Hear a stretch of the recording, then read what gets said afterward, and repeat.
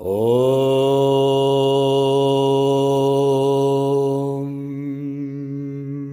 Kayena vacha manasyendrayirva Bhutyatmanava prakriti swabhava Karomi adyat Sakalam Paresma Narayanayeti Samarpayami Narayanayeti Samarpayami.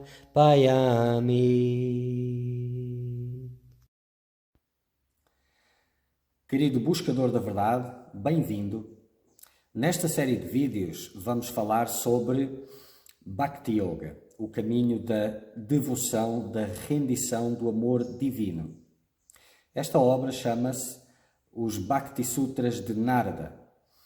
São atribuídos ao sábio Narada e fala tudo sobre o caminho da devoção, do amor a Deus. Algo que para os dias atuais é uma joia, uma preciosidade, aquilo que trará alento ao coração do verdadeiro buscador da verdade.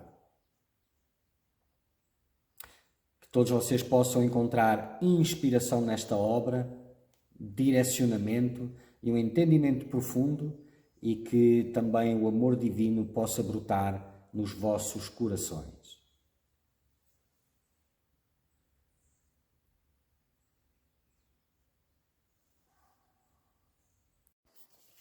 Continuando, capítulo 5, ainda em diferentes definições de Bhakti, Sutra 18.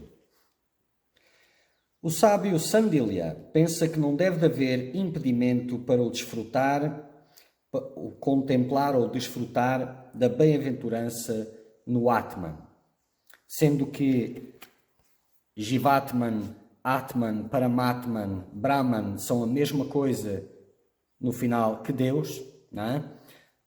Não deve haver perturbação na contemplação do Atman, ou seja, todas as práticas, mesmo que supostamente devocionais, na forma, desviam o olhar de Deus ou da contemplação do Atman, de acordo com a linguagem empregue, não podem ser consideradas práticas devocionais. Isso é algo muito comum, em que pessoas se juntam, buscadores se juntam em torno dos ideais de Bhakti, vivem uma vida em torno dos ideais de Bhakti, mas, no entanto, cantar as histórias do Senhor, os nomes do Senhor, kirtans, bhajans e tudo isso, torna-se mais uma atividade em grupo, ou uma atividade para os outros verem, uma atividade que traz satisfação ao personagem, que se torna a vida daquele personagem, mas que não eleva o olhar para Deus. É como se Deus fosse trazido ao nível do indivíduo e a sua devoção seja nesse nível, em vez de o elevar para a grandiosidade, para o Atman. Então vamos a alguns pontos. Sandilya é da opinião que esses são Bhakti na medida em que não colidem com a contemplação do Self, que não distraem com a contemplação do Self. Nas escrituras do Vedanta, sempre começa com uma prece a Deus. Deus está presente na consciência do Vedantin, do verdadeiro Vedantin. Então, contemplar o Self ou Deus é a mesma coisa. Se não é, nem é Bhakti, nem é Vedantin.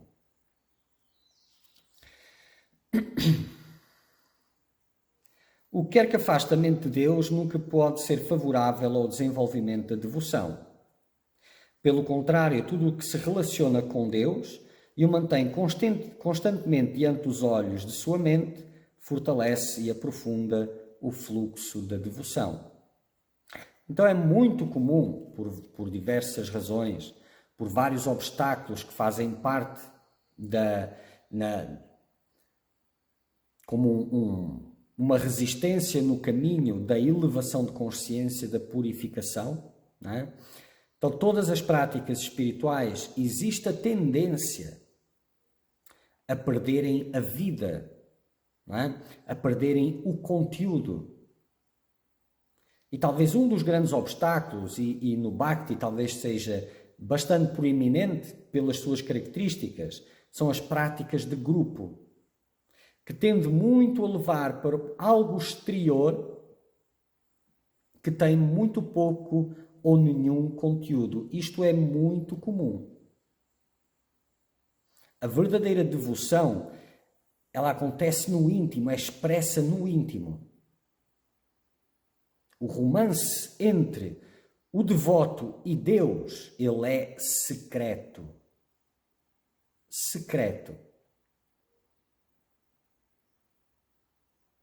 Então, a celebração de grupo, ela ajuda, mas também pode atrapalhar. Depende sempre daqueles que estão envolvidos. Mas sempre que, seja lá o que for, distraia de Deus, sempre que existe a verbalização do mantra, o nome de Deus, mas te esqueças de Deus, te esqueças de contemplar o divino em cada repetição. Sempre que estejas em Kirtan ou em Bhajan e te esqueças, te concentres no ato, mas te esqueças de louvar a Deus, isso é distração. E já é algo que tem a ver com prazer pessoal, através do contato do grupo, através das atividades do grupo, através de mostrar alguma coisa para o grupo, já te afasta a atenção de Deus. Existe a forma e o conteúdo. A forma é o que tem mais chances de sobreviver. O conteúdo tem menos chances de sobreviver. Então esse amor, esse olhar constante para o alto deve estar sempre presente. Falaremos disso mais nos próximos sutras também. O deleite nas ações do Senhor é sinal de devoção, desde que não interfira no deleite do próprio Senhor. Mais uma vez, o mesmo ponto. O deleite nas histórias, nas ações do Senhor, só conta, só faz parte se se contempla o próprio Senhor junto, o deleite no próprio Senhor, ao invés da história apenas. Porque qualquer história tem, se for boa, se for interessante, traz satisfação. Se for muito boa, traz algum tipo de deleite, talvez uma palavra muito forte, não é? Mas é o deleite no Senhor, o deleite em Deus, ou seja, a atenção constante em Deus e o lembrar que são as suas histórias que torna aquilo Bhakti e não a história apenas pela história. Então, a história do Senhor e o deleite no Senhor também. Se um interrompe o outro, então já não é bem a mesma coisa. Bhakti é o apego supremo a Deus, que não se opõe ao amor de si mesmo ou do Atman. O próprio Deus existe como a alma de cada ser. Devoção à alma é devoção a Deus. Então, aqui também tem um aspecto que eu vou frisar, não é? Embora não seja bem a importância aqui, a relevância aqui, mas vale frisar que parece que existe uma distinção clara entre Bhakti e Vedanta, mas na realidade não tem. Tanto que nas escrituras, quando eu estou a falar de Vedanta, eu sempre refiro que sem um coração cheio de amor e de devoção, não tem como crescer em Vedanta. As escrituras começam com uma prece sentida, uma oração de alguém que tem Deus como uma presença constante, não como algo dual. Então, para o Vedante, a contemplação da alma é o mesmo que a contemplação de Deus. E aqui fala, né? O Bhakti é o apego supremo a Deus, que não se opõe, que é a mesma coisa que o amor ao Atman. E este apego supremo, aquilo a que tu estás completamente apegado, significa que não tens como largar aquilo um instante que seja.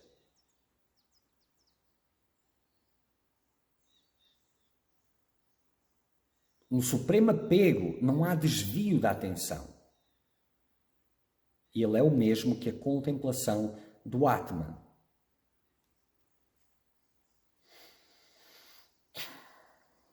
A devoção é a busca pelo Atman Supremo, de acordo com aquele que segue o caminho do Vedanta. Sandilya identifica Deus com o Atman. Então, Sandilya, ele traz a junção das duas coisas, não é? Do Bhakti e do Vedanta. Para ele, eles são a mesma coisa, apenas linguagens diferentes para falar da mesma jornada. E essa é uma visão madura, que dificilmente certas linhas de Vedanta ou certos Vedantins imaturos não conseguem ver uma coisa junta com a outra, e também que os Bhaktas, aqueles que servem o caminho do Bhakti, estão muito longe do Vedanta. Mas no seu auge.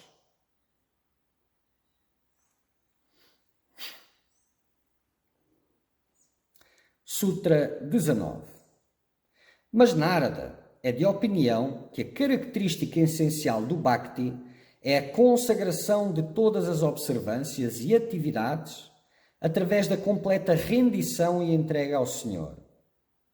E extrema angústia no caso de esquecê-lo, de esquecer o Senhor. Então, Narada engloba não só todas as outras visões pelas quais passamos, não só aquelas que estão nos sutras, mas outras que aqui estavam colocadas em nota, não é?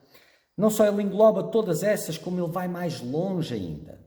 E este ir mais longe tem a ver com a natureza da profundidade da devoção de Narada. Porque só alguém com essa profundidade pode trazer isso. E é perfeita esta colocação de Bhakti por parte de Narada. Vou ler de novo. Mas Narada é da opinião que a característica essencial de Bhakti é a consagração de todas as observâncias e atividades através da completa rendição e entrega ao Senhor, e extrema angústia no caso de esquecê-lo. Então, toda a vida daquele ser, todo o seu sopro de vida, cada segundo, cada instante, consagrado a Deus. Tudo ao serviço de Deus. E naquele nível de exaltação, de maturidade, de pureza, extrema angústia, caso haja um leve esquecimento, aquele fio de óleo que comparamos ao fluir do Gange, caso haja uma ligeira interrupção, extrema angústia nesse caso. Então esta colocação, ela é muito grande, muito bela e muito sábia, é sabedoria pura. Pois nesta colocação é o auge do devoto. A vida dele já não serve para mais nada. Já não tem a ver com... Não tem projetos pessoais, não tem interesses pessoais. Toda a sua vida está ao serviço de Deus.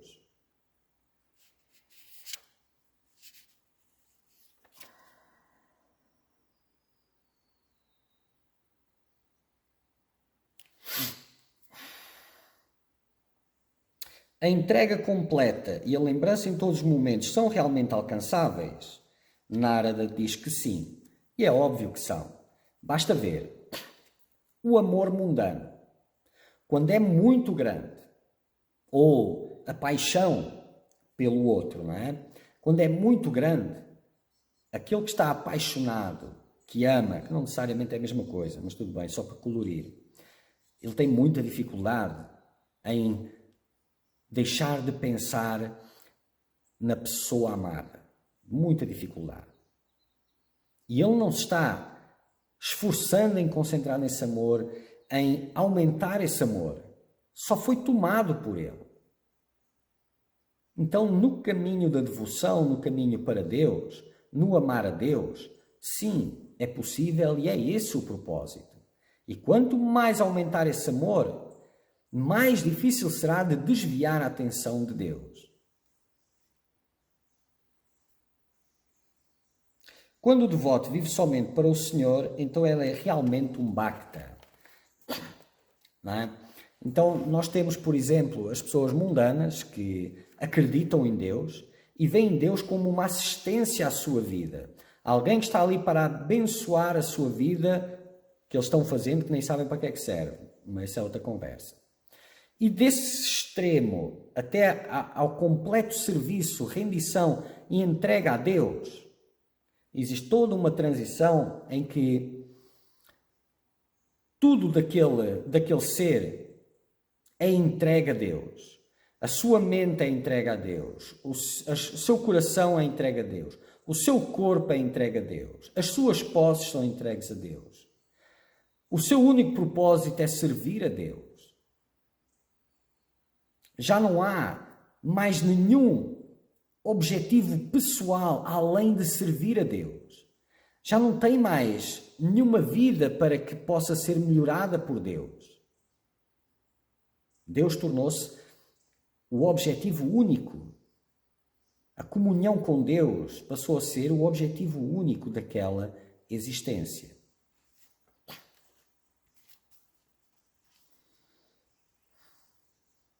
O devoto fica realmente inquieto e miserável ao menor lapso da lembrança de Deus. Este é um outro sinal de bhakti, né? Da intensidade da devoção. Portanto, não só o fluxo constante, mas também o sentir-se realmente miserável. E um devoto, neste nível, sente-se realmente angustiado e miserável quando se esquece, por um segundo que seja, de Deus.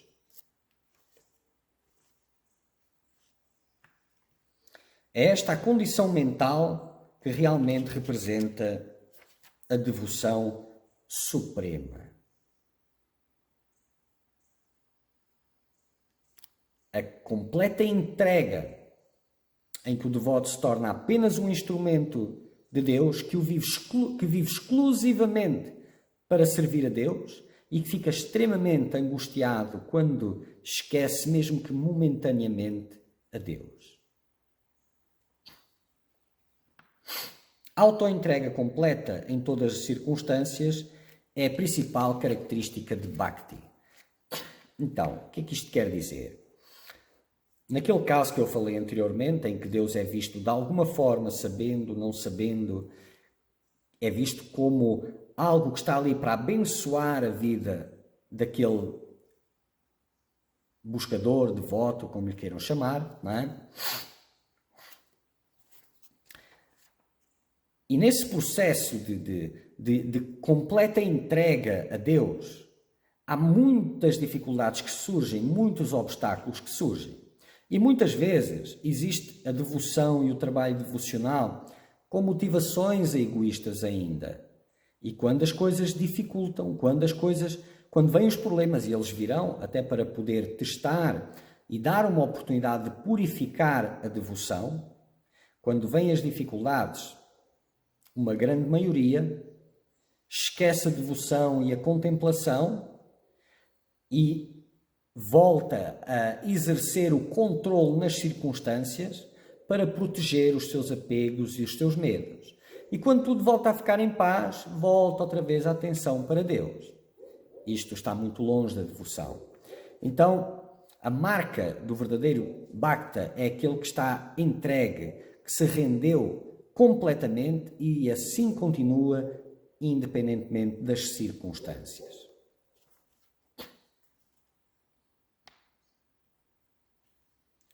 A definição de Narada cobre todas as definições anteriores, elas estão contidas aqui e vão além, porque a autoentrega é a base do verdadeiro Bhakti.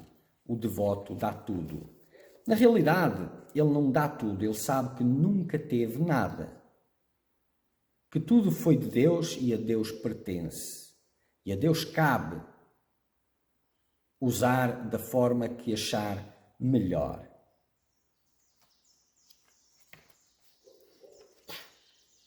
Na rendição e entrega há o apagar do ego.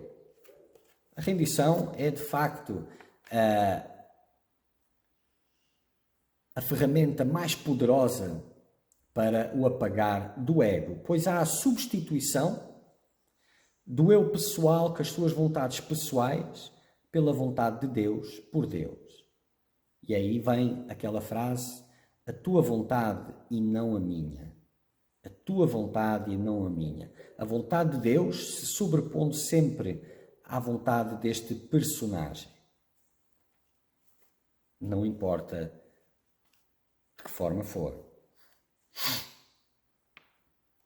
Um trabalho abnegado, realizado sem egoísmo, tem um lugar real na vida devocional e espiritual. É uma verdadeira oferta ao Senhor. Trabalho abnegado é uma ferramenta espiritual. Esse estado exaltado, difícil de conseguir, mas a continuidade de servir ao Senhor, independentemente, sem escolher em quê, recebendo aquilo que vem, trabalhando no que é trazido, se tiver orientação presente, é óbvio. É um ótimo meio de se consagrar a Deus.